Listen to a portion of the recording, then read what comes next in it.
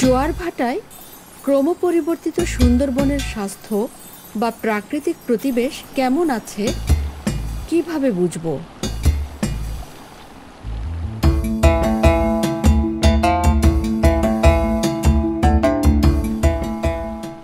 ৮০-র দশক থেকে সুন্দরবনের উপর মানুষের নির্ভরশীলতা ক্রমেই বেড়ে চলেছে।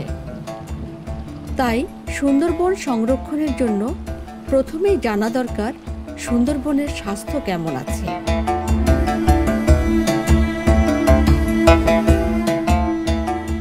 প্রতিবেশের বিভিন্ন তথ্য উপাত্ত বিচার বিশ্লেষণ করে কিছুটা বোঝা গেলেও এটি সময় সাপেক্ষ ও ব্যয়বহুল।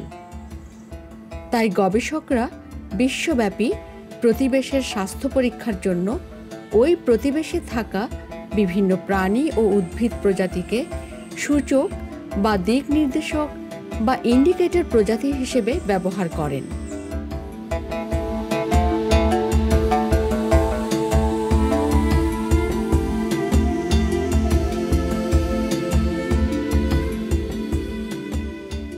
সূচক পাখি জরিপের মাধ্যমে আমরা বনের স্বাস্থ্য পরীক্ষা করতে পারি বা বনের অবস্থা কী সেটি জানতে পারি, এবং এই পদ্ধতিতে আমরা বাংলাদেশের বিভিন্ন জায়গায় বনে সূচক পাখির জরিপ করেছি এবং সেটির ভালো ফলাফল পেয়েছি।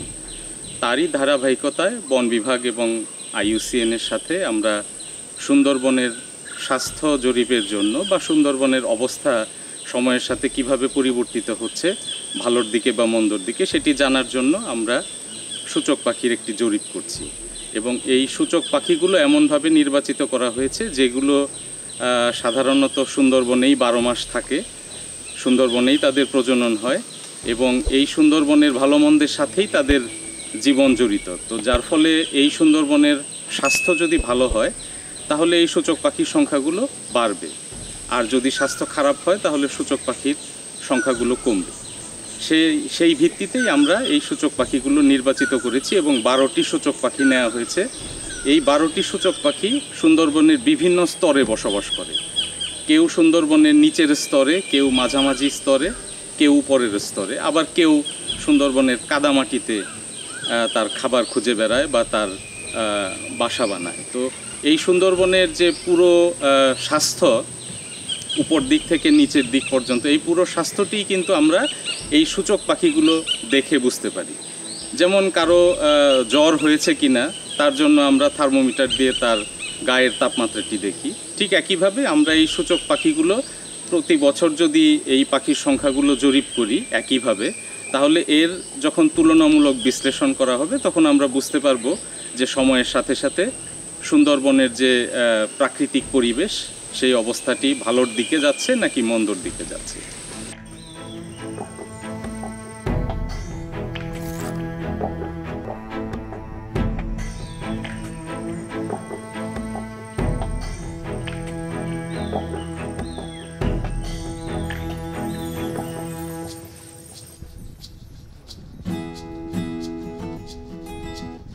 কোনো একটি নির্দিষ্ট সূচক প্রাণী প্রজাতির উপস্থিতি ওই প্রতিবেশ বা ইকোসিস্টেমের একটি নির্দিষ্ট অবস্থার জানান দেয়। তাই সূচক প্রাণী প্রজাতিগুলো যদি সুন্দরবনে বেশি দেখা যায় তাহলে বুঝে নিতে হবে সুন্দরবনের স্বাস্থ্য ভালো আছে। আর এই প্রজাতিগুলো যদি কমে যেতে শুরু করে তাহলে বুঝে নিতে হবে সুন্দরবন ক্রমেই রুগ্ন হয়ে পড়ছে।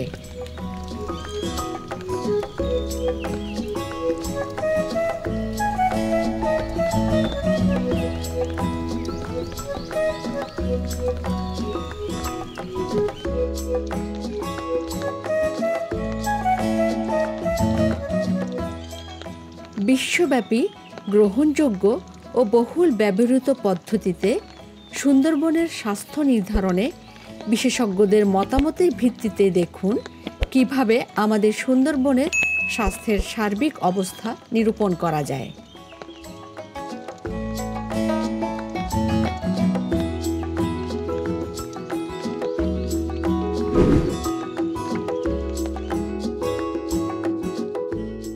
সুন্দরবনের প্রায় 3 ভাগের 1 ভাগই নদী, খাল আর জলাভূমি। তাই সার্বিকভাবে এই জলার উপর নির্ভরশীল বিভিন্ন সরীসৃপ আর স্তন্যপায়ী প্রাণীর উপস্থিতি দেখেও এই বনের স্বাস্থ্যের অবস্থা নিরূপণ করা যায়।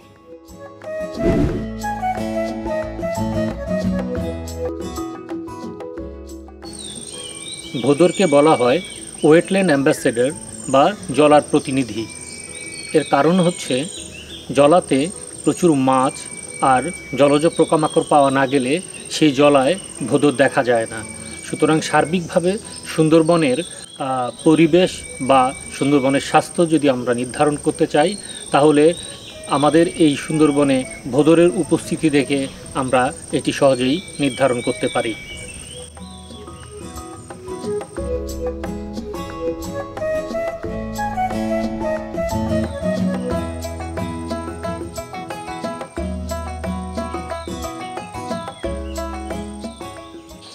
আমরা সুন্দরবনে সরীসৃপ প্রজাতির মধ্যে রামগুই বা ওয়াটার মনিটর সূচক হিসেবে ব্যবহার করছি।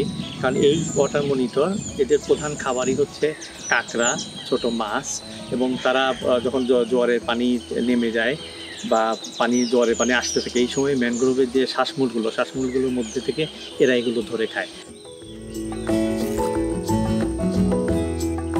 সুন্দরবনে এদের উপস্থিতি আসলে নির্দেশ করে যে এখানে পর্যাপ্ত পরিমাণে তাদের খাবার আছে, যেমন কাঁকড়া, ছোটো মাছ এগুলো আছে, এবং একই সাথে তাদের উপস্থিতি এটিও নির্দেশ করে যে তাদের যে প্রজনন করার মতো জায়গাতে, কারণ তারা যখন ডিম দিবে সাধারণত দেখা যায় যে গাছের কোটরের মধ্যে তারা ডিম দেয়, অথবা উঁচু কোনো জায়গায় সেখানে গর্ত করে ডিম দিয়ে রেখে দেয়, কারণ এই পরিবেশের তাপমাত্রাতে ডিমগুলো ফুটে বাচ্চা বের হয়। তো এই সুন্দরবনে এদের উপস্থিতি যদি বাড়ে বা কমে অথবা একেবারেই না থাকে, তাহলে এটি আসলে ফরেস্ট ম্যানেজমেন্টের জন্য অনেক কিছুই নির্দেশ করে যে এখানে এমন কোনো পরিবর্তন আসছে যার ফলে এই রামগুই সেখানে থাকতে পারছে না, অথবা রামগুইয়ের পরিমাণ বেড়ে গেছে, অথবা রামগুইয়ের কোনো সংখ্যাগত পরিবর্তন এসেছে।